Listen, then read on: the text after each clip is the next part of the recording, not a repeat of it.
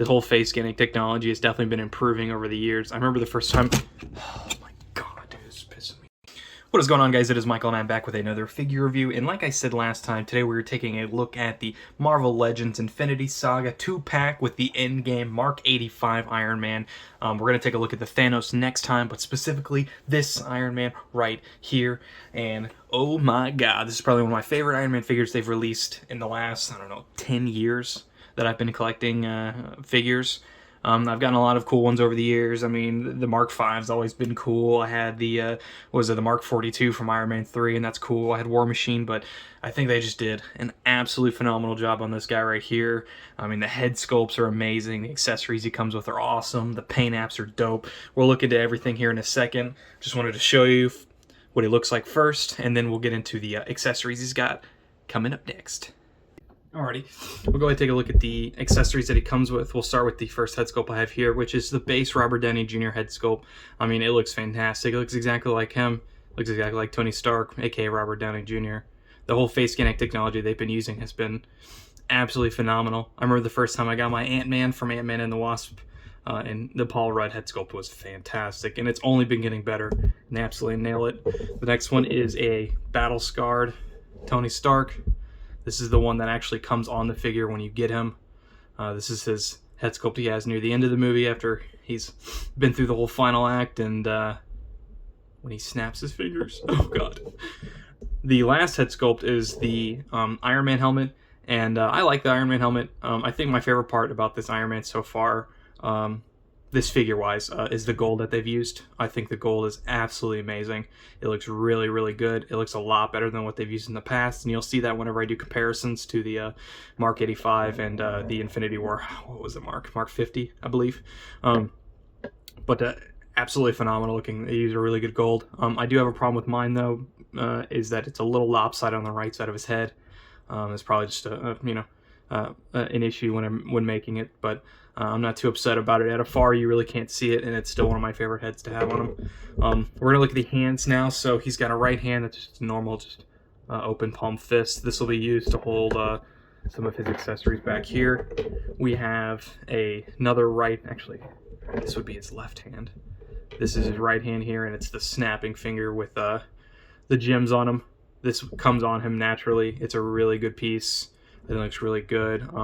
And the stones weren't done terribly. A little bit of missing paint in some sections, but I still think it came out really nice, especially, again, from afar, you're not really noticing it. And then he's got these two repulsor beams hands, and again, look absolutely fantastic. They just do a really good job with them. It's pretty consistent with all the other hands. There's no differences in them. I mean, they're pretty consistent all the way through. It's good painting. You can actually use these little blasts right here, which I'll show you in a second. They just peg right into it.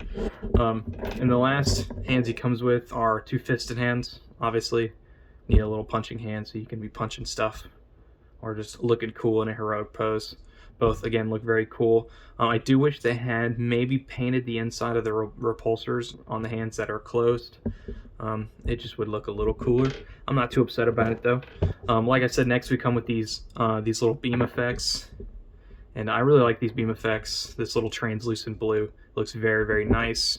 And like I said, those actually plug into two spots. They can plug into the hands right here. It looks very cool. And they actually can plug into the bottom of his feet if you wanted him in a flying position. They still look really cool. The next accessory here is this blade. Now I'm going to be honest with you, I'm not 100% sure. I'll have to take a look at images of him using this blade. I cannot remember for the life of me if he holds it up like that or if he holds it down like that.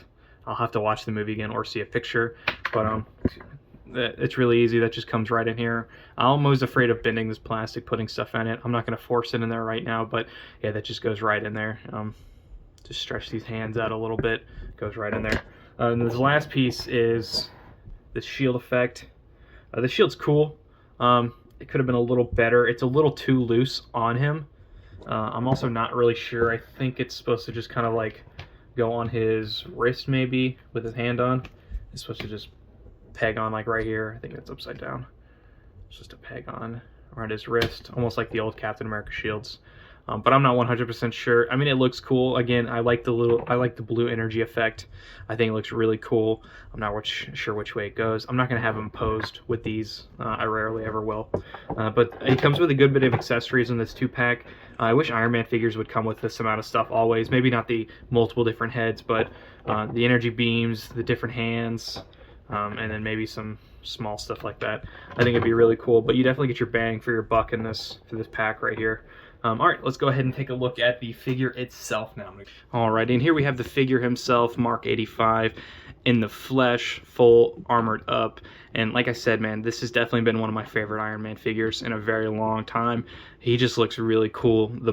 The gold they use is so nice, and I love the design of this outfit so much. We'll start with the head. We've already looked at the head, but again, you can see it's this really nice gold here that speckles. Also, I don't know if you notice that little blemish right there. But it's this really nice speckling gold with the red that goes through, and this black ever so often just kind of breaking everything up. And you can see some of the blue lights right here, right here, right here. Really cool. As you can go through, I really love the design of these shoulders here. The whole arms I really love. The chest piece is okay. I like the gold that spots right here. Again, this black that goes all the way through. More of the gold here in the back. It looks really, really cool, but the arms are so sick. Little tiny bit of red right here, but then just gold and black to fill up the top half of the arms. It's like almost like inspired by like a classic Iron Man design, but more modernized still. Forearms is just red with this black still just traveling and separating it. Looks really, really cool. All the way through. Elbows. Like the little pads right here. There's a little bit of a blemish right here as well. Still iron butt right there.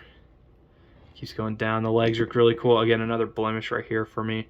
A little bit of red seeping through. I'm pretty sure this whole thing is based with a red, and then there's this gold on top of it, because I think I could see some more right there. Yeah. It's definitely this gold is, I think, layered on top of the red, maybe. But this gold, they just did such a good job with the legs and the thighs. I mean, the boots look really cool, again, with this black going through to separate it. And you've got these sculpted like muscles on there, really, really cool. All these dips and divvies and stuff. The actual joints right here being gold are really cool. Looks really, really nice. Very, very cool. Very cool Kanye. Still very nice. Maybe a little tiny bit of black in these little crevices would have been really cool. But I think this is pretty accurate to what they had in the movie. And oh my god, it's so cool. I think I've said cool like 40 times, but I mean, what else can I say when a figure's this nice? You know, I rarely ever actually review a bad figure on this channel because, you know, money's tight for me. So when I get a figure, it's something that ideally it's either special to me or I really like or looks really cool, or it'll fit on my MCU shelf, which I'm slowly trying to build up more and more. But yeah, he looks really, really nice. Looks really, really cool. He looks nice standing up to other Iron Man. And like I said, this gold is definitely some of the best gold we've gotten so far. I'll bring up the Infinity War Iron Man right here. And again, I mean, you can just see the difference in the gold. It looks so much nicer. This figure is not terrible, don't get me wrong, but this figure is so much better. So much better. The masks looks way better. The mask on this looks a little goofy. But he just looks so cool. Definitely, again, like I said, one of my favorite Iron Man figures I've had so far. Articulation, he's actually very articulate. He looks down about that much. I wish he looked up a little bit more. He looks only up about that much, which, I don't know, it's a little unacceptable for an Iron Man figure because, you know, ideally he's supposed to be in, like, cool flying positions. But other than that, everything else is pretty articulate. Arms go up about 90 degrees. Go all the way around, obviously. Upper bicep swivel, double jointed elbows. You got the hand that moves all the way around with a little hinge right here. The chest goes down about only that much, back about that much. No waist joint right here, which is fine. Again, he's not twisting around in an Iron Man suit. Legs kick out about that much. Kick up about that much. Let me straighten that out there. Only kick back about that much. They're being resisted by the booty, you know. Double jointed knees, which again I think really look cool because of the gold that they use there. Ankle pivot, and the foot goes down about that much and up that much. So I think if I had to gripe about anything with this figure, it would be I'm not going to gripe about the small blemishes on here. I will, however, complain about the little misshapenness on the face. It's not terrible, but I do have to complain about it anyway. I wish he'd look up a little bit more. Again, if you have your Iron Man flying pose and he's flying around like this, I mean, that's not terrible once you move that upper body up, but I feel like he should still look up maybe a little tiny bit more, just a very small amount. It'll be a lot better, but looks very nice. To show you really quickly how you pop the head on and off, again, it's here at the neck, and you can notice it right here. You just pull. Don't try and pull the head off. Pull everything off, including the neck and whatever head you want in there. You just slide right in there. And again, that looks really cool. I like how they have that because it's the human neck. So it's not just robot neck with robot neck. It's not just armor neck with just a head on it. You can actually see the neck going down. And I really think that's one of the better additions they've had with this figure.